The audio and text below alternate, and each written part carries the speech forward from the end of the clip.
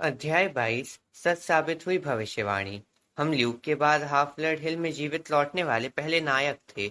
इसलिए निश्चित रूप से हर किसी ने हमारे साथ ऐसे व्यवहार किया जैसे कि हम कोई रियलिटी टीवी कॉन्टेस्ट जीत कर आए हो। कैंप की परंपरा के अनुसार हमारे सम्मान में आयोजित बड़ी दावत में हम लॉरेल पुष्पमालाओं पहने शामिल हुए। फिर एक जुलूस के साथ बॉन फायर तक गए, जहां हमें जलाने के लिए कफन या श्राउड दिया गया, जिसे हमारी अनुपस्थिति में हमारे कैबिनों द्वारा तैयार किया गया था। एनाबेथ का श्राउड बहुत सुंदर था, ग्रे सिल्क जिस पर उल्लू की कढ़ाई की गई थी। मैंने उससे छेड़ा कि बड़े शर्म की बात है कि इतने सुंदर श्राउड में उसे नहीं दफनाया जा रहा। उसने मुझे मुक्का मारा और चुप रहने को कहा। पोसाइडन का पुत्र होने के नाते मेरे पास कोई कैबिन मेट नहीं था, इसलिए एडीज कैबिन ने सो इच्छा से मेरा श्राउड तैयार किया था। उन्होंने एक पुरानी चादर ली और किनारे के चारों ओर एक्सीडी आउट आंखों वाली स्माइली चेहरे को चिन्हित कर दिया, जबकि मध्य में बहुत बड़ी शब्दों में लूसर शब्द लिखा था। इन्हें जलाने में मजा आया। अपोलो कैबिन ने जब सिंग अलोंग शुरू किया, तब मैं अपने पुराने हर्मीज कैबिन मेट्स, एथीना कैबिन के एनाबेथ के साथियों और ग्रोवर के सेटर साथियों, जो काउंसिल ऑफ क्लोविन एल्डर्स से उसे मिले ब्रांड न्यू सर्चर्स लाइसेंस के लिए उसकी प्रशंसा कर रहे थे, से घिरा हुआ था। काउंसिल ने क्वेस्ट में ग्रोवर के प्रदर्शन के लिए कहा था, अविश्वसनीय रूप से बहादुर, अतीत में देखी गई किसी भी चीज से बेहतर सींग और मूछें। केवल क्लैरिस और उसके कैबिन मेट ही पार्टी के मूड में नहीं थे, जिनकी जहरीली नजरें मुझे बता रही थी कि उनके पिता का अपमान करने के लिए वो मुझे कभी माफ नहीं करेंगे। इसकी मुझे कोई परवाह भी नहीं थी। यहाँ तक कि डायनासिस का स्वागत भाषण भी मेरे उत्साह को कम करने के लिए पर्याप्त नहीं था। हाँ हाँ, छोटा बिगड़ैल लड़का बच गया और अब वह और अहंकारी हो जाएगा। हुर्रे इस बात के लिए। अन्य घोषणाओं में इस शनिवार को कोई नौका दौड़ आयोजित नहीं होगी। मैं कैबिन 3 तक वापस चल कर गया था, लेकिन अब यहाँ इतना अकेलापन महसूस नहीं हो रहा था। दिन के समय प्रशिक्षण के लिए अब मेरे पास साथी थे। रात के समय में लेटा हुआ जागता रहता और समुद्र की आवाज सुनता, ये जानते हुए कि मेरे पिता वहां थे। शायद वह अभी तक मेरे बारे में निश्चित नहीं थे। शायद वह कभी नहीं चाहते थे कि मेरा जन्म हो, लेकिन वह मुझे देख रहे थे। और तो और अभी तक मैंने जो भी किया था उस पर उन्हें गर्व था। जहाँ तक मेरी माँ की बात है, उन्हें एक नए जीवन का अवसर मिला था। मेरे कैंप में वापस आने के 1 सप्ताह बाद उनका पत्र आया था। उन्होंने मुझे बताया कि गैब रहस्यमय तरीके से कहीं चला गया, वस्तुतः पृथ्वी से ही गायब हो गया था। उन्होंने पुलिस को उसके लापता होने की सूचना दे दी थी, लेकिन उन्हें अजीब सा एहसास था कि वे उसे कभी ढूंढ नहीं पाएंगे। एक बिल्कुल संदर्भहीन बात ये थी कि उन्होंने सोहो में एक आर्ट गैलरी के जरिए द पोकर प्लेयर नामक अपनी पहली आदमकद कंक्रीट मूर्ति एक संग्रहकर्ता को बेची थी। इसके लिए उन्हें इतना धन मिला कि उन्होंने एक नए अपार्टमेंट के लिए राशि जमा करा ली और न्यूयॉर्क विश्वविद्यालय में अपने पहले सेमेस्टर की ट्यूशन फीस का भुगतान कर दिया। सोहो गैलरी उनकी और शिल्प कृतियों के लिए उत्सुक थी, जिसे उन्होंने भारी बदसूरत नव यथार्थवाद में एक बड़ा कदम कहा था। लेकिन मेरी माँ ने पत्र में मुझे आश्वस्त किया था कि चिंता मत करो, मैं और मूर्तियां नहीं बना रही। तुमने जो औजारों का बक्सा मेरे लिए छोड़ा था, उसे मैंने फेंक दिया है। अब मेरे लिए लेखन की ओर रुख करने का समय आ गया है। पत्र में नीचे उन्होंने पीएस में लिखा था, पर्सी, मुझे यहाँ शहर में एक अच्छा स्कूल मिला है। मैंने तुम्हारे लिए सीट रिजर्व करने के लिए पैसा जमा कर दिया है। यदि तुम 7वें ग्रेड के लिए यहाँ नामांकन कराना चाहो, तुम घर पर रह सकते हो। लेकिन अगर तुम हाफ ब्लड हिल में साल भर रहना चाहते हो, तो मैं ऐसे समझ सकती हूँ। मैंने पत्र को सावधानी से मोड़ा और अपनी बेड साइड टेबल पर रख दिया। हर रात सोने से पहले मैं इसे दोबारा पढ़ता था और ये तय करने की कोशिश करता था कि उसका उत्तर कैसे लिखूं। 4 जुलाई को पूरा कैंप केविन 9 द्वारा आयोजित आतिशबाजी के प्रदर्शन के लिए समुद्र तट पर एकत्र हुआ। चूंकि वे हेफिस्ट के बच्चे थे, वे कुछ लचर लाल सफेद और नीले विस्फोटकों से संतुष्ट नहीं होने वाले थे। उन्होंने तट से दूर एक नौका खड़ी कर दी थी और उस पर पैट्रियन मिसाइलों के आकार के रॉकेट लाद दिए थे। एनाबेथ के अनुसार, जिसने पहले से देखा था, विस्फोटों को इतनी बारीकी से अनुक्रमित किया जाएगा कि वे आकाश में एनिमेशन के फ्रेम जैसे दिखेंगे। सबसे अंत में 100 फीट लंबे कुछ स्पार्टन योद्धाओं को शामिल किया जाना था, जो समुद्र के ऊपर जीवंत हो उठेंगे, युद्ध लड़ेंगे, फिर फटकर लाखों रंग में बिखर जाएंगे। जब एनाबेथ और मैं पिकनिक ब्लैंकेट बिछा रहे थे, तो ग्रोवर हमें अलविदा कहने आया। वह अपनी सामान्य वेशभूषा में था, जीन्स, टी शर्ट और स्नीकर्स। लेकिन पिछले कुछ हफ्तों में वह बड़ा दिखने लगा था। लगभग हाई स्कूल के बच्चों की उम्र का। उसकी छोटी बकर दाढ़ी घनी हो गई थी। उसका वजन बढ़ गया था। उसके सींग कम से कम 1 इंच बड़े हो गए थे। इसलिए अब उसे मानव समझे जाने के लिए हर समय अपनी रस्ता कैप लगानी रहती थी। मैं जा रहा हूँ, उसने कहा। मैं बस ये कहने आया था। देखो, तुम जानते हो। मैंने उसके लिए खुशी महसूस करने की कोशिश की। आखिरकार ये कोई रोजमर्रा की बात तो नहीं थी कि किसी सेटर को महान ईश्वर पेन की तलाश में जाने की अनुमति मिले। लेकिन अलविदा कहना कठिन था। मैं ग्रोवर को केवल 1 वर्ष से जानता था। फिर भी वह मेरा सबसे पुराना साथी था। एनाबेथ ने उसे गले लगाया। उसने उसे आग्रह किया कि वह हमेशा अपनी नकली पैर लगाए रखे। मैंने उससे पूछा कि वह सबसे पहले कहाँ खोजने जा रहा है। ये एक रहस्य है, बता नहीं सकता, उसने कुछ शर्मिंदा होते हुए कहा। काश तुम लोग मेरे साथ आ पाते दोस्तों, लेकिन मानव और पेन। हम समझ सकते हैं, एनाबेथ ने कहा। तुमने यात्रा के लिए पर्याप्त टिन कैंस रख लिए हैं ना? हाँ। और तुम्हें अपने रीड पाइप याद है ना? जी एनाबेथ, वह बड़बड़ाया। तुम एक बूढ़ी मामा गोट जैसा कर रही हो। लेकिन वह वास्तव में नाराज नहीं लग रहा था। उसने अपनी वॉकिंग स्टिक पकड़ ली और कंधे पर बैकपैक लटका लिया। वह अमेरिकन हाईवे पर दिखने वाले किसी हिचहाइकर जैसा लग रहा था। उस छोटे दुबले पतले लड़के जैसा बिल्कुल नहीं, जिसे मैं यैंसी एकेडमी में बुली बच्चों से बचाता था। अच्छा, तो अब मैं चलता हूँ। वह जाने के लिए तैयार था। उसने एनाबेथ को फिर से गले लगाया, मुझे कंधे पर थपथपाया, फिर टीलों से होते हुए दूसरी ओर आगे बढ़ गया। ऊपर आतिशबाजी हो रही थी। हरक्यूलिस नेमियन शेर को मार रहे थे। आर्टेमिस सुअर का पीछा कर रहे थे। और जॉर्ज वॉशिंगटन, जो एथीना के ही एक पुत्र थे, डेलावेयर पार कर रहे थे। हे ग्रोवर, मैंने पुकारा। जंगल के किनारे से उसने मुझे मुड़कर देखा। तुम जहां भी जा रहे हो, मैं आशा करता हूँ कि वहां अच्छे इंचेलांडा मिलते हो। ग्रोवर मुस्कुराया और फिर वह गायब हो गया। वह आसपास के पेड़ों में गुम सा हो गया। हम फिर मिलेंगे, एनाबेथ ने कहा। मैंने इस पर भरोसा करने की कोशिश की। तथ्य ये था कि 2000 वर्षों में कोई भी सर्चर कभी वापस नहीं लौटा था। खैर, मैंने इसके बारे में ना सोचने का फैसला किया। ग्रोवर पहला होगा। उसे होना ही होगा। जुलाई माह बीत गया। मैंने अपने दिन कैप्चर द फ्लैग के लिए और एरिस के हाथों से बैनर को दूर रखने के लिए, अन्य कैबिनों के साथ गठबंधन बनाने के लिए नई रणनीतियां तैयार करने में बिताए। मैं पहली बार लावा से झुलसे बिना क्लाइंबिंग वॉल की शीर्ष पर चढ़ने में सफल रहा। समय समय पर मैं बिग हाउस के पास से गुजरता था, अटारी की खिड़कियों पर नजर डालता था और ओरेकल के बारे में सोचता था। मैं खुद को समझाने की कोशिश करता कि उसकी भविष्यवाणी पूरी हो चुकी है। तुम पश्चिम की ओर जाओगे और उस देवता का सामना करोगे जिसकी आस्था बदल गई है। मैं जा चुका था, सामना कर चुका था, भले ही वह गद्दार देवता हेडीज के बजाय एरीज निकले। जो चोरी हो गया था, तुम उसे ढूंढ लोगे और देखोगे कि वह सुरक्षित तरीके से वापस सौंप दिया गया है। मास्टर बोल्ट सौंप दिया गया था। हेल्म ऑफ डार्कनेस हेडीज के तैलीय सिर पर वापस लौट चुकी थी। तुम्हें वही धोखा देगा जो तुम्हें अपना दोस्त कहता है। ये पंक्ति मुझे आज तक परेशान करती थी। एरिस ने मेरा मित्र होने का नाटक किया था, फिर मुझे धोखा दिया। ऑरेकल ने जरूर इसी बारे में कहा होगा। और अंत में तुम उसे बचाने में विफल रहोगे जो तुम्हारे लिए सबसे अधिक महत्वपूर्ण है। मैं अपनी माँ को बचाने में असफल रहा था, केवल इसीलिए क्योंकि मैंने उन्हें अवसर दिया था कि वह स्वयं खुद को बचाएं, और मुझे पता था कि ये सही कार्य था।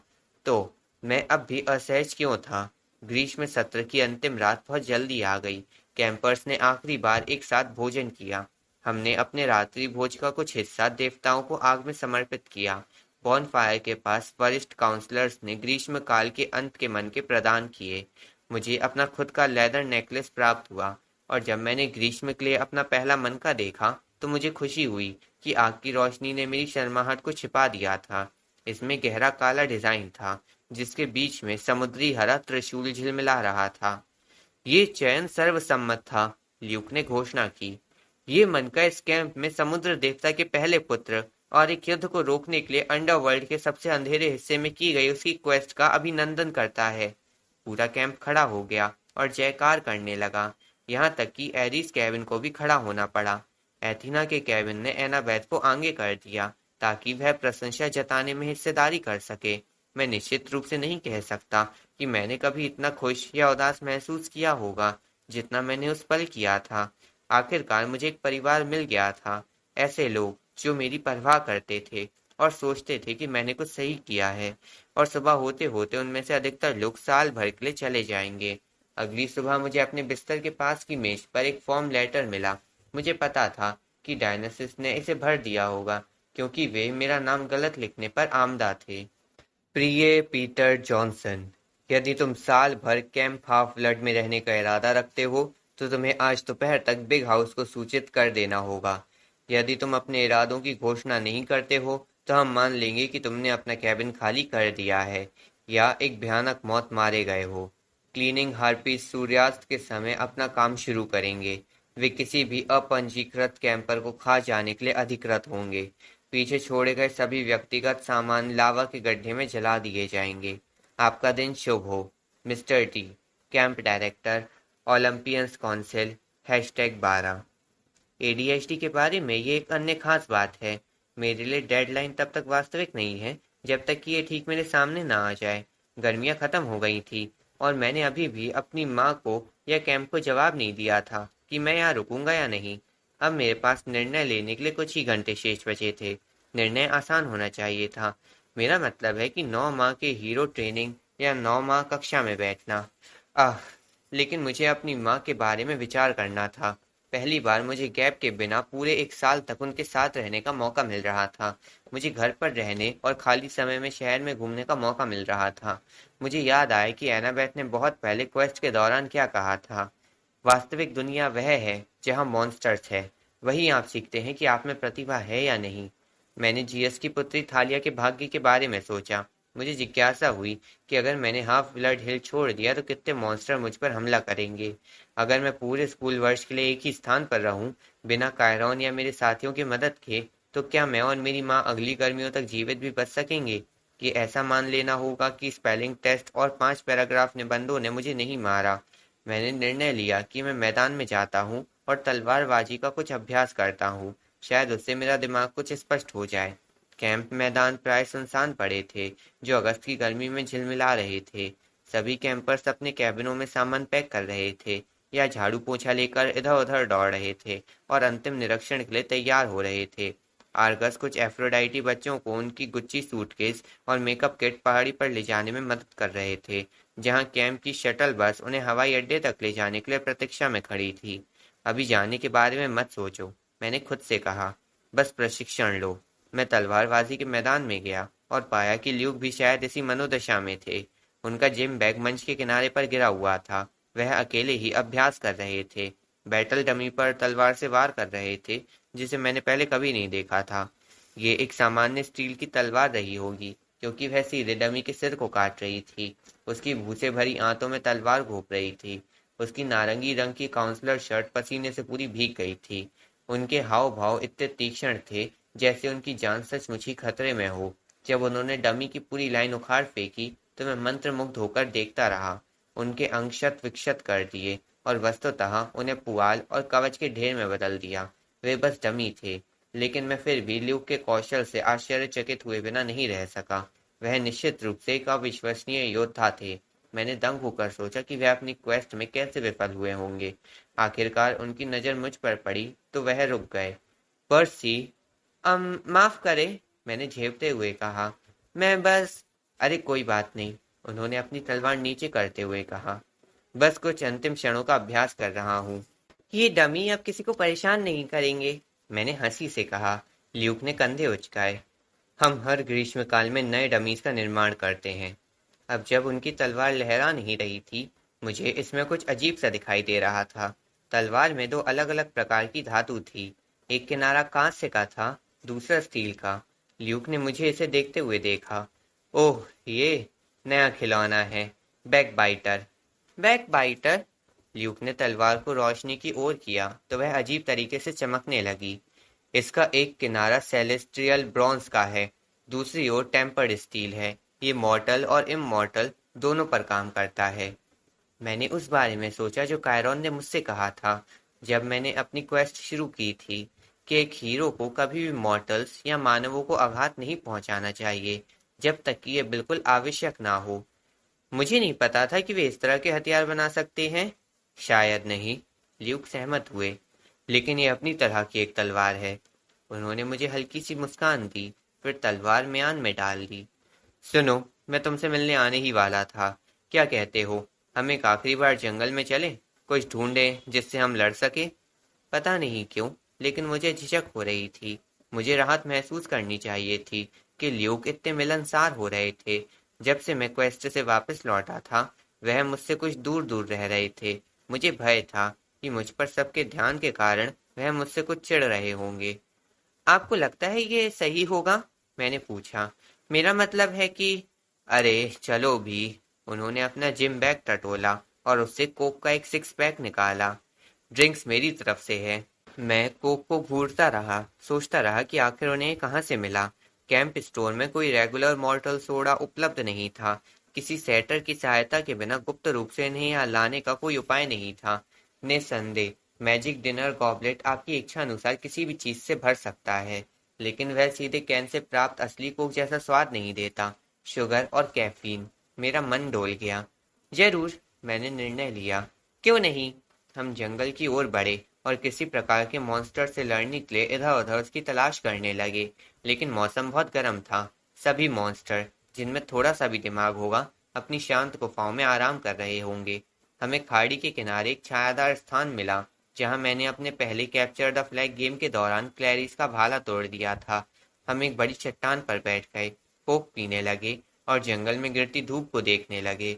थोड़ी देर बाद ल्यूक ने पूछा, तुम किसी क्वेस्ट पर होने को मिस कर रहे हो, जहां हर 3 फीट की दूरी पर मॉन्स्टर मुझ पर हमला कर रहे हो? क्या आप मजाक कर रहे हैं? ल्यूक ने कुछ आश्चर्य से मेरी ओर देखा। हाँ, मैं इसे मिस कर रहा हूँ, मैंने स्वीकार किया। और आप? उनके चेहरे पर एक छाया गुजरी। मैं लड़कियों से ये सुनता आ रहा था कि ल्यूक कितने आकर्षक दिखते हैं, लेकिन इस समय वह थके हुए और गुस्से में लग रहे थे और बिल्कुल भी आकर्षक नहीं लग रहे थे। उनके सुनहरे बाल सूरज की रोशनी में सफेद दिख रहे थे। उनके चेहरे पर चोट का निशान सामान्य से अधिक गहरा लग रहा था। मैं एक वृद्ध व्यक्ति के रूप में उनकी कल्पना कर सकता था। मैं 14 वर्ष की उम्र से हाफ ब्लड हिल में साल भर रहते आया हूँ, उन्होंने मुझसे कहा। जब से था लिया। खैर, तुम जानते हो, मैंने बस ट्रेनिंग की और ट्रेनिंग की और सिर्फ ट्रेनिंग की। मुझे कभी असल दुनिया में एक सामान्य किशोर बनने का मौका ही नहीं मिला। फिर उन्होंने मुझे क्वेस्ट पर भेजा और जब मैं लौटा तो जैसे सब ने कहा, ठीक है, सफर खत्म, अब अपनी जिंदगी जी लो। उन्होंने अपने कोक के कैन को मरोड़ा और उसे नाले में फेंक दिया, जो मुझे वाकई चौंकाने वाला लगा। कैंप हाफ ब्लड में पहली चीज जो तुम सीखते हो वो ये है कि कूड़ा मत फेंको। निम्फ और नाइट्स तुम्हें नहीं छोड़ेंगे, वे बदला जरूर लेंगे। एक रात जब तुम बिस्तर में सोओगे तो चादरों में सैकड़ों गाजरें और कीचड़ मिलेगा। लॉरेन की मालाओं को भाड़ में जाने दो, ल्यूक ने कहा। मैं उन पुराने धूल जमे ट्रॉफियों की तरह बिग हाउस की अटारी में सड़ने वाला नहीं हूँ। आप तो ऐसे कह रहे हैं जैसे आप जा रहे हैं। ल्यूक ने मुझे कुटिल मुस्कान दी। हाँ, मैं जा रहा हूँ पर्सी। मैं तुम्हें यहाँ अलविदा कहने के लिए ही आया हूँ। उन्होंने चुटकी बजाई। मेरे पैरों के पास जमीन में एक छोटी सी आग से एक बिल बन गया। उस बिल से कोई चमकती हुई काली चीज रेंगते हुए बाहर आई, जो लगभग मेरी हथेली जितनी बड़ी थी। ओह, ये एक बिच्छू था। मैं अपनी कलम निकालने ही वाला था। मैं ऐसा नहीं करता, ल्यूक ने चेतावनी दी। पिट बिच्छू 15 फीट तक उछल सकते हैं। इसका डंक सीधे तुम्हारे कपड़ों में छेद कर सकता है। तुम 60 सेकंड में मारे जाओगे। ल्यू, क्या? तभी मुझे वह भविष्यवाणी याद आई, जो तुम्हें मित्र कहेगा वही तुम्हें धोखा देगा। आप? मैंने दंग होकर कहा। वह शांति से खड़े हो गए, अपनी जीन्स की धूल झाड़ी। बिच्छू ने उन पर कोई ध्यान नहीं दिया। इसने अपनी छोटी काली आंखें मुझ पर जमाए रखी और मेरे जूतों पर रेंगते हुए अपना चिमटे नुमा अंग हिलाता रहा। मैंने दुनिया में बहुत कुछ देखा है पर्सी, क्या तुम्हें ये महसूस नहीं हुआ? अंधेरा घिरता जा रहा है, मॉन्स्टर शक्तिशाली होते जा रहे हैं। क्या तुम्हें एहसास नहीं हुआ कि ये सब कितना मूल्यहीन है? सारी बहादुरी, जबकि हम देवताओं के मोहरे भर हैं। उन्हें हजारों साल पहले ही उखाड़ फेंका जाना चाहिए था, लेकिन वे बने हुए हैं, हम हाफ ब्लड लोगों की मदद से। मुझे विश्वास नहीं हो रहा था कि ऐसा हो रहा है।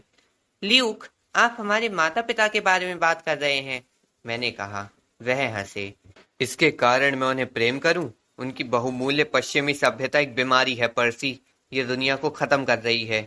इसे रोकने का एकमात्र तरीका है इसे जलाकर राख कर देना, एक अधिक ईमानदार दुनिया के साथ नई शुरुआत करना। आप भी एरीज की तरह ही सनकी हैं। उनकी आंखें चमक उठी। एरीज मूर्ख है। उन्हें कभी एहसास ही नहीं हुआ कि वह किस स्वामी की सेवा कर रहे हैं। अगर मेरे पास समय होता पर्सी तो मैं तुम्हें बताता, लेकिन मुझे भय है कि तुम उतनी देर जीवित नहीं रहोगे। बिच्छू अब मेरी पैंट के ऊपर आ रहा था। इससे बचने का कोई रास्ता तो होगा। मुझे सोचने के लिए समय चाहिए था। क्रोनोस, मैंने कहा, आप उनकी सेवा करते हैं? हवा में एक ठंडक छा गई। तुम्हें नाम लेते हुए सावधान रहना चाहिए, ल्यूक ने चेतावनी दी। क्रोनोस ने आपसे मास्टर बोल्ट और हेल्म की चोरी करवाई? उन्होंने आपसे सपनों में बात की? ल्यूक की आंखें मचली। उन्होंने तुमसे भी बात की थी पर्सी। तुम्हें उनकी बात सुननी चाहिए थी। वह आपका ब्रेन वॉश कर रहे हैं ल्यूक। तुम गलत हो। उन्होंने मुझे एहसास कराया कि मेरी प्रतिभा यूं ही बर्बाद हो रही है। तुम जानते हो 2 वर्ष पूर्व मेरी क्वेस्ट क्या थी? मेरे पिता हरमीस चाहते थे कि मैं गार्डन ऑफ हेस्परडीज से एक सुनहरा सेब चुराऊं और उसे ओलंपस को वापस कर दूं। मेरे द्वारा किए गए इतने प्रशिक्षणों के बाद भी मुझे वह बस इस तुच्छ कार्य के योग ही समझ सके। ये कोई आसान क्वेस्ट नहीं है, मैंने कहा। हरक्यूलिस ने ये क्वेस्ट किया था। बिल्कुल, ल्यूक ने कहा। दूसरों ने जो पहले ही कर रखा है उसे दोहराने में कैसा गौरव। देवताओं को बस इतना ही पता है कि अतीत को कैसे दोहराएं। मेरा मन इसमें नहीं था। गार्डन के ड्रैगन ने मुझे ये दिया। उन्होंने गुस्से से अपने चेहरे के निशान की ओर इशारा किया। और जब मैं वापस आया तो मुझे मिला क्या? बस दया। मैं तभी ओलंपस को बर्बाद कर देना चाहता था, लेकिन मैंने सही समय की प्रतीक्षा की। मैंने क्रोनोस का सपना देखना शुरू किया। उन्होंने मुझे कुछ सार्थक चुनने के लिए प्रेरित किया, कुछ ऐसा जो किसी हीरो के पास पहले कभी चुराने का साहस नहीं था। जब हम उस शीतकालीन संक्रांति के फील्ड ट्रिप पर गए थे, तो जब सारे कैंपर सो रहे थे, मैं सिंहासन कक्ष में छुपकर घुस गया और जीएस के मास्टर बोल्ट को सीधे उनके सिंहासन से उठा लिया। मैंने हेडीज का हेल्म ऑफ डार्कनेस भी चुरा लिया। तुम विश्वास नहीं करोगे कि ये कितना आसान था। ओलंपियंस इतने अहंकारी हैं। उन्होंने कभी सपने में भी नहीं सोचा था कि कोई उनसे चोरी करने की हिम्मत करेगा। उनकी सुरक्षा बेहद कमजोर है। मैं न्यू जर्सी के आधे रास्ते तक पहुंच चुका था, तब तूफान की गड़गड़ाहट सुनी और मुझे पता चला कि उन्हें चोरी का पता चल गया है। बिच्छू अब मेरे घुटनों तक आ गया था और अपनी चमकती आंखों से मुझे घूर रहा था। मैं अपनी आवाज संयत बनाए रखने की कोशिश कर रहा था। तो आप वे चीजें क्रोनोस के पास क्यों नहीं ले गए? ल्यूक मुस्कुराए। मैं अति आत्मविश्वास का शिकार हो गया था। जियस ने चोरी हुए बोल्ट को ढूंढने के लिए अपने पुत्र पुत्रियों आर्टेमस, अपोलो, मेरे पिता हर्मीस को भेजा, लेकिन ये एरीज थे जिन्होंने मुझे पकड़ लिया। मैं उन्हें हरा सकता था, लेकिन मैं पर्याप्त सावधान नहीं था। उन्होंने मुझे निहत्था कर दिया। वे शक्तिशाली वस्तुएं मुझसे छीन ली। उन्हें ओलंपस को लौटाने और मुझे जिंदा जलाने की धमकी दी। फिर मुझे क्रोनोस की आवाज सुनाई पड़ी और उन्होंने मुझे बताया कि क्या करना है। मैंने एरिस के मस्तिष्क में देवताओं के बीच एक महान युद्ध का विचार डाल दिया। मैंने उनसे कहा कि उन्हें बस इतना करना है कि कुछ समय के लिए वे वस्तुएं छिपा कर रखे और युद्ध भड़कने दे। एरिस की आंखों में एक शैतानी चमक आ गई थी। मैं समझ गया था कि यह चाल में फंस गए हैं। उन्होंने मुझे जाने दिया और मेरी अनुपस्थिति पर किसी का ध्यान जाता इससे पहले मैं ओलंपस लौट आया। ल्यूक ने अपनी नई तलवार बाहर निकाल ली। उन्होंने अपना अंगूठा तलवार के सपाट हिस्से पर फिराया, मानो वह इसकी सुंदरता से सम्मोहित हो। उसके बाद लॉर्ड ऑफ टाइटंस, उन्होंने मुझे दुस्वप्न दिखाकर दंडित किया। मैंने दोबारा असफल न होने की कसम खाई। जब मैं कैंप हाफ ब्लड वापस आ गया था, तब मेरे सपनों ने मुझे बताया कि एक दूसरा हीरो आएगा जिसके साथ ऐसी चालबाजी की जाएगी कि वह बोल्ट और हेल्म को एरिस से टार्टरस तक शेष रास्ते ले जाएगा। उस रात जंगल में हेल हाउंड आपने ही बुलाया था। हमें कायरॉन को छल पूर्वक ये विश्वास दिलाना था कि कैंप तुम्हारे लिए सुरक्षित नहीं है, ताकि वह तुम्हें क्वेस्ट के लिए भेज दे। हमें उनके इस भय की पुष्टि करनी थी कि हेडीज तुम्हारे पीछे हैं, और ये चाल काम कर भी गई। आपके फ्लाइंग शूज जादू के प्रभाव में थे, मैंने कहा। उनका मकसद मुझे और मेरे बैकपैक को टार्टरस तक खींच के ले जाना था। हाँ, ऐसा ही होता यदि तुमने उन्हें पहना होता, लेकिन तुमने जूते सैटर को दे दिए, जो योजना के अनुसार नहीं हुआ। ग्रोवर तो जो छू दे वही गड़बड़ कर देता है। उसने उस जादू को भी भ्रमित कर दिया। ल्यूक ने बिच्छू की ओर देखा, जो मेरी जांघ पर आ बैठा था। तुम्हें टार्टरस में मर जाना चाहिए था पर्सी, लेकिन कोई बात नहीं। मैं तुम्हें अपने इस छोटे साथी के साथ छोड़े जाता हूँ। ये सब ठीक कर देगा। थालिया ने आपको बचाने के लिए अपनी जान दी थी, मैंने दांत पीसते हुए कहा। और इस तरह आप उसके एहसान का बदला चुका रहे हैं। थालिया के बारे में तो कुछ बोलो ही मत, वह चिल्लाए। देवताओं ने उसे मरने के लिए छोड़ दिया। ये बात उन कई बातों में से एक है जिनकी कीमत उन्हें चुकानी ही होगी। आपका इस्तेमाल किया जा रहा है ल्यूक, आपका और एरिस का। क्रोनोस की बात मत सुनिए। मेरा इस्तेमाल किया जा रहा है? ल्यूक की आवाज तीखी हो गई। खुद को देखो, तुम्हारे पिता ने कभी तुम्हारे लिए कुछ किया है? क्रोनोस उठेंगे। तुमने बस उनकी योजनाओं में विलंब करा दिया है। वह ओलंपियंस को टार्टरस में डाल देंगे और मानव जाति को उनकी गुफाओं में वापस भेज देंगे। उनकी सेवा करने वाले सबसे शक्तिशालियों को छोड़कर शेष सभी उनके दंड के भागी बनेंगे। आप इतने ही शक्तिशाली हैं तो मुझसे खुद मुकाबला कीजिए, मैंने खींचते हुए कहा। ल्यूक मुस्कुराए। अच्छी कोशिश है पर्सी, लेकिन मैं एरीज नहीं हूँ। तुम मुझे अपनी चाल में नहीं फंसा सकते। मेरे स्वामी मेरी प्रतीक्षा कर रहे हैं और उनके पास मेरे लिए बहुत से क्वेस्ट हैं। ल्यूक, अलविदा पर्सी। एक नया स्वर्ण युग आ रहा है, तुम इसका हिस्सा नहीं बन सकोगे। उन्होंने अपनी तलवार को एक चाप में लहराया और अंधेरे की एक लहर में गायब हो गए। बिच्छू हमले की मुद्रा में आगे बढ़ा। मैंने उसे हाथ के झटके से दूर फेंका और अपनी तलवार खोल ली। वह तेजी से मेरी ओर उछला, लेकिन मैंने तलवार लहरा कर उसे बीच से ही काट गिराया। मैं खुद को बधाई देने ही वाला था कि मेरी नजर अपने हाथों पर पड़ी। मेरी हथेली पर एक बड़ा सा लाल दाग था जो पीले रंग की गंदगी से रिस रहा था और वहां से धुआं उठ रहा था। उसने आखिरकार मुझे काट ही लिया था। मेरे कान बजने लगे, मेरी दृष्टि धुंधली पड़ गई। मुझे तुरंत पानी की याद आई। इसने मुझे पहले भी ठीक किया था। मैं लड़खड़ाते हुए खाड़ी तक पहुंचा और अपना हाथ पानी में डुबो दिया, लेकिन कुछ भी नहीं हुआ। जहर बहुत तेज था। मेरी दृष्टि अंधकारमय होती जा रही थी। मैं मुश्किल से खड़ा हो पा रहा था। बस 60 सेकंड, ल्यूक ने मुझसे कहा था। मुझे कैंप वापस जाना होगा। अगर मैं यहाँ बेहोश हो गया तो मेरा शरीर किसी मॉन्स्टर का डिनर बन जाएगा। किसी को कभी पता भी नहीं चलेगा कि क्या हुआ था। मेरे पैर शीशे की तरह भारी लग रहे थे। मेरा माथा जल रहा था। मैं लड़खड़ाते हुए कैंप की ओर आगे बढ़ा। वन अप्सराएं पेड़ों से निकलकर बाहर आ गई थी। हेल्प, मैंने रुधी हुई आवाज में कहा। प्लीज। उनमें से दो ने मेरी बाहें पकड़ ली और मुझे सहारा देकर ले जाने लगी। मुझे याद है कि मैं क्लियरिंग तक पहुंच गया था। एक काउंसलर मदद के लिए चिल्ला रहे थे। एक सेंटोर शंख फूंक रहे थे। फिर सब अंधेरा हो गया। आगे कुछ याद नहीं। मुझे होश आया तो मेरे मुंह में एक ड्रिंकिंग स्ट्रॉ था। मैं कुछ पी रहा था जिसका स्वाद तरल चॉकलेट चिप कुकीज जैसा था। नेक्टर। मैंने अपनी आंखें खोली। मुझे बिग हाउस के सिक रूम के बिस्तर पर लिटाया गया था। मेरे दाएं हाथ पर क्लब की तरह पट्टी बंधी हुई थी। आर्गस कोने में खड़े पहरा दे रहे थे। एनाबेथ मेरे बगल में नेक्टर का ग्लास पकड़े हुए बैठी थी और मेरे माथे पर पानी की पट्टी लगा रही थी। तो हम फिर यहाँ हैं, मैंने कहा।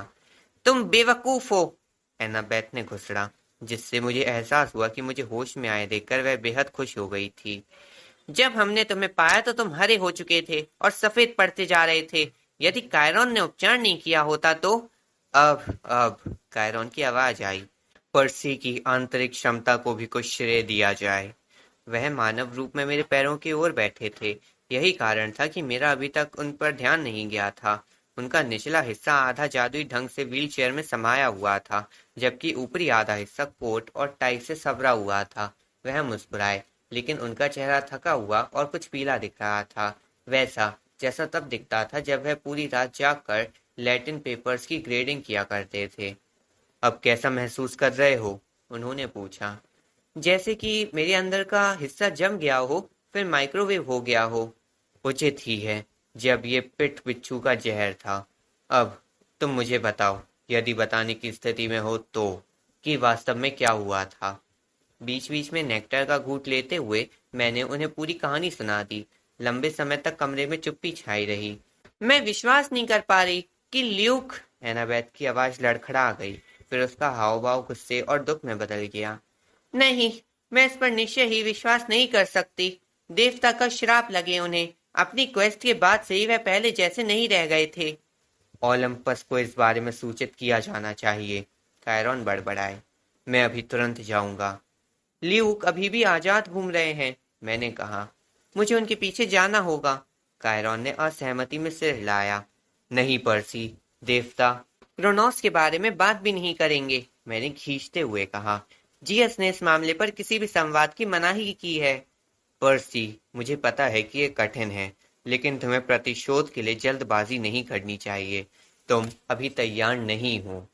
मुझे ये बात पसंद नहीं आई थी, लेकिन मेरे मन का एक हिस्सा संदेह में था कि कायरॉन सही कह रहे हैं। मैंने अपने हाथ पर एक नज़र डाली और मेरे सामने स्पष्ट हो गया कि निकट भविष्य में तो मैं तलवार नहीं चला सकूंगा। कायरॉन, और एक कल से आपकी भविष्यवाणी ये क्रोनोस के बारे में थी, है ना? क्या मैं इसमें था? और एनाबेथ? कायरॉन असहजता से छत की ओर देखने लगे। पर्सी, मैं इस बारे में कुछ नहीं कह सकता। आपको इस बारे में मुझसे कोई भी बात न करने का आदेश दिया गया है ना? उनकी आंखों में सहानुभूति थी, लेकिन उदासी भी थी।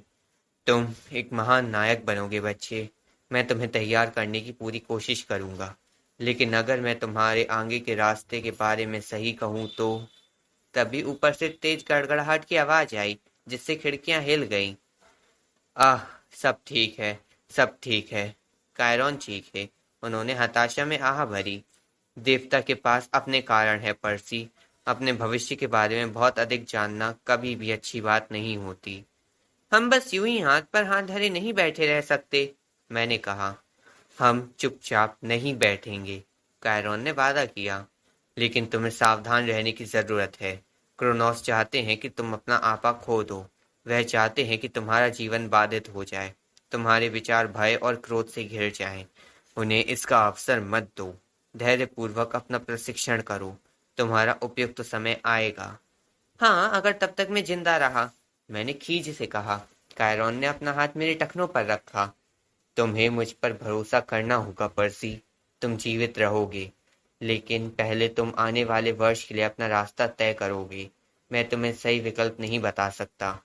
मुझे महसूस हो गया कि उनकी अपनी एक निश्चित राय थी और मुझे सलाह न देने के लिए उन्हें अपनी पूरी इच्छा शक्ति अपनानी पड़ रही थी। लेकिन पहले तुम्हें यह तय करना होगा कि तुम्हें पूरे साल कैंप हाफ ब्लड में रहना है या 7वीं कक्षा के लिए मॉर्टल दुनिया में लौटना है और सिर्फ ग्रीष्मकालीन कैंपर बनना है। इस पर विचार करो। मैं ओलंपस से लौटूंगा तो तुम्हें मुझे अपने निर्णय से अवगत कराना होगा। मैं विरोध करना चाहता था। मैं उनसे और भी प्रश्न पूछना चाहता था, लेकिन उनके हाव भाव से मुझे पता चल गया था कि अब और कोई चर्चा नहीं हो सकती। वे जितना कह सकते थे कह चुके थे। मैं जितनी जल्दी हो सके वापस आऊंगा, कायरॉन ने वादा किया। आर्गस तुम पर नजर रखेगा। फिर उन्होंने एनाबेथ की ओर देखा। ओह एंड माय डियर, जब भी तुम तैयार हो, वे यहाँ आ चुके हैं। कौन आ चुके हैं? मैंने पूछा। किसी ने कोई जवाब नहीं दिया। कायरॉन कमरे से बाहर निकल गए। मैंने उनकी व्हीलचेयर के पहियों के सावधानी से सीढ़ियों से उतरने की आवाज सुनी। एनाबेथ जैसे मेरे ड्रिंक में बर्फ का सावधानी से अध्ययन कर रही हो। क्या बात है? मैंने उससे पूछा। कुछ नहीं, उसने ग्लास मेज पर रख दिया। मैंने मैंने बस किसी चीज के बारे में तुम्हारी सलाह मान ली है। तुम्हें कुछ और चाहिए? हाँ, उठने में मेरी मदद करना। मैं बाहर जाना चाहता हूँ। पर्सी, यह अभी ठीक नहीं है। मैंने अपने पैर बिस्तर से बाहर लटका दिए। इससे पहले कि मैं फर्श पर गिरता, एनाबेथ ने मुझे संभाल लिया। मुझे मतली सी आ गई थी। कहा था मैंने तुमसे। एनाबेथ ने मुझे घुसड़ा। मैं ठीक हूँ, मैंने जोर देकर कहा। जब ल्यूक पश्चिमी दुनिया को नष्ट करने की योजना बना रहे हैं, तब मैं एक अशक्त व्यक्ति की तरह बिस्तर पर नहीं पड़े रहना चाहता। मैं एक कदम आगे बढ़ने में कामयाब रहा, फिर दूसरा। मैंने अभी भी अपना भार एनाबेथ पर डाला हुआ था। आर्गस भी बाहर हमारे पीछे आए, लेकिन एक दूरी बनाए रखी। जब तक हम बरामदे में पहुंचे, मेरा चेहरा पसीने से लथपथ हो गया था। मेरे पेट में गांठें पड़ रही थी, लेकिन मैं किसी तरह रेलिंग तक पहुंचने में कामयाब रहा। सांझ हो रही थी। कैंप बिल्कुल वीरान नजर आ रहा था। कैबिनों में अंधेरा था और वॉलीबॉल पिट में सन्नाटा फैला हुआ था। कोई भी नौका झील की सतह को चीरती नहीं दिख रही थी। जंगल और स्ट्रॉबेरी के खेतों से परे लॉन्ग आइलैंड साउंड सूरज की अंतिम रोशनी में झिलमिला रहा था। तुम क्या करने वाले हो? एनाबेथ ने मुझसे पूछा। मुझे नहीं पता, मैंने उससे कहा कि मुझे ऐसा लग रहा था कि कायरॉन चाहते हैं कि मैं साल भर यहाँ रुकूं, व्यक्तिगत प्रशिक्षण के लिए अधिक समय दूं। लेकिन मुझे नहीं पता कि मैं भी यही चाहता हूँ या नहीं। मैंने स्वीकार किया कि मुझे उसे यहाँ अकेला छोड़ना अच्छा नहीं लगेगा। भले क्लैरिस होगी यहाँ उसका साथ देने के लिए। एनाबेथ ने अपने होठ भींचे, फिर धीरे से कहा, मैं इस साल के लिए घर जा रही हूँ पर्सी। मैंने उसे घूर कर देखा। तुम्हारा मतलब है कि तुम्हारे पिता के पास? उसने हाफ ब्लड हिल के शिखर की ओर इशारा किया। थालिया के चीड़ वृक्ष के बगल में कैंप की जादुई सीमा के ठीक किनारे पर एक परिवार खड़ा था। दो छोटे बच्चे, एक महिला और ब्लॉन्ड बालों वाला एक लंबा आदमी। ऐसा लग रहा था जैसे वे प्रतीक्षा कर रहे हों। उस आदमी ने एक बैकपैक ले रखा था, जो देखने में वैसा लग रहा था जैसा एनाबेथ ने डेनवर के वाटरलैंड से लिया था। जब हम वापस आए तो मैंने उन्हें पत्र लिखा था, एनाबेथ ने बताया। जैसा तुमने सुझाव दिया था, मैंने उनसे माफी मांगी। मैंने कहा कि अगर वह अब भी मुझे चाहते हैं तो मैं स्कूल वर्ष के लिए घर आ सकती हूँ। तुरंत ही उनका जवाब आ गया था। हमने निर्णय लिया कि हम एक कोशिश और करके देखते हैं। ये साहस की बात है। उसने अपने होठ भींच लिए। तुम स्कूल वर्ष के दौरान कुछ भी मूर्खतापूर्ण हरकत नहीं करोगे, है ना? कम से कम मुझे आयरिस मैसेज भेजे बिना बिल्कुल नहीं। मैं किसी तरह मुस्कुराया। मैं किसी संकट की तलाश नहीं करूंगा। आमतौर पर मुझे ऐसा करने की जरूरत नहीं है। जब मैं अगले ग्रीष्मकाल में वापस आऊंगी तो हम ल्यूक की तलाश करेंगे। हम एक क्वेस्ट की मांग करेंगे, लेकिन अगर हमें मंजूरी नहीं मिली तो हम चुपचाप निकल पड़ेंगे और किसी भी तरह इसे अंजाम देंगे। सहमत हो? एनाबेथ ने कहा। एथीना के अनुरूप सही योजना प्रतीत हो रही है। उसने अपना हाथ आगे बढ़ाया। मैंने हाथ मिला लिया। अपना ध्यान रखना मंद बुद्धि लड़के, एनाबेथ ने कहा। अपनी आंखें खुली रखना। तुम भी समझदार लड़की। मैंने उसे पहाड़ी पर जाते हुए देखा और अपने परिवार से मिलते हुए देखा। उसने अपने पिता को असहजता से गले लगाया और घाटी की ओर एक अंतिम बार मुड़कर देखा। उसने थालिया के चीड़ वृक्ष को स्पर्श किया, फिर शिखर के ऊपर और नश्वर दुनिया की ओर आगे बढ़ गई। कैंप में पहली बार मुझे सचमुच अकेलापन महसूस हुआ। मैंने लॉन्ग आइलैंड साउंड को देखा और मुझे अपने पिता की बात याद आई। समुद्र को अवरुद्ध किया जाना पसंद नहीं है। मैंने अपना निर्णय ले लिया था। मुझे उत्सुकता हुई कि यदि पोसाइडन मुझे देख रहे होते तो क्या वह मेरे चयन को स्वीकार करते। मैं अगले ग्रीष्मकाल में वापस आऊंगा, मैंने उनसे वादा किया। मैं तब तक जीवित रहूंगा। आखिरकार मैं आपका पुत्र हूँ। मैंने आर्गस से मुझे केबिन 3 तक ले जाने के लिए कहा ताकि मैं घर जाने के लिए अपना बैग पैक कर सकूं।